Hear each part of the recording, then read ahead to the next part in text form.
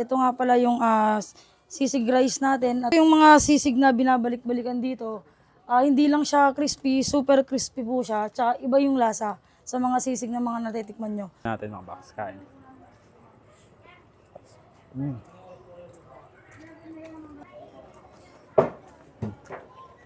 Napadpad nga ako sa San Andres Bukid sa Maynila kaya naman dinaanan ko na yun. Nagtrending na putok-batok na lechon crispy sisig ng Chen's Lechon Sisig. Ilang vlogger na nga din ang dumayo dito na nagsabing masarap. Kaya naman di tayo dapat magpaiwan kaya naman in-order ko na nga dito yung kanilang ino-offer na sisig. Pero bukod nga sa sisig ay may iba't ibang food trip na rin siyang ino-offer dito tulad ng silog meals, sizzling rice meal, iba't ibang sabaw meals at ilang finger food. Nagtrending at nakilala nga itong maliit na kainan ni Chen dahil sa kanilang very affordable at malasang lechon sisig na kahit maliit ang tubo ay okay lang basta madaming bumibili ay malaki na din ang kita. Located nga sila sa 16 San Andres, Bukid, Manila.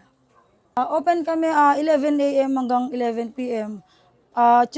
Tuesday hanggang Sunday po. So mga box, ayan, ito yung ino-offer na lechon sisig ni Chen. Lechon sisig dito lang yan sa San Andres Bukid. So binabalik-balikan nga daw to dahil sobrang affordable at yung crispy, mas pinakrispy niya pa at ibang-iba naman daw yung lasa kumpara doon sa mga nakasanayan nating sisig. Bukod dito, nag-offer din sila ng iba't ibang food trip, iba't ibang pulutan at iba't ibang rice meal.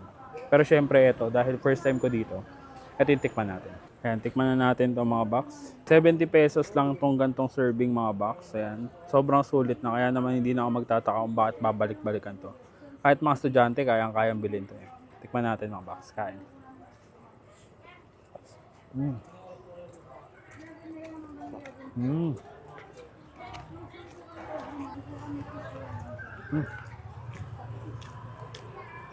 Malasa.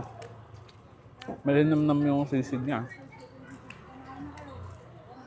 Saka hindi OA yung lasa niya. Saktong-sakto lang yung timpla.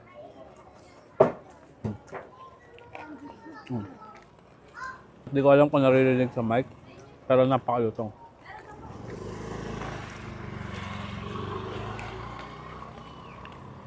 Sarap.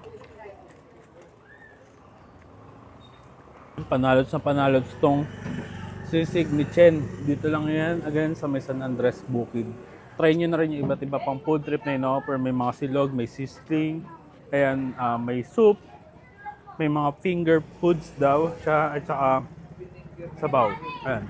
Marami siyang pagpipili ang food trip dito. And, ubusin ko muna to. Masyadong masarap, ang bilis ko maubos. So, kita-kits sa susunod kong dadayuhin ko saan may masarap, mura at kakaibang kainan. And don't forget to eat, ride and ride. Let's go.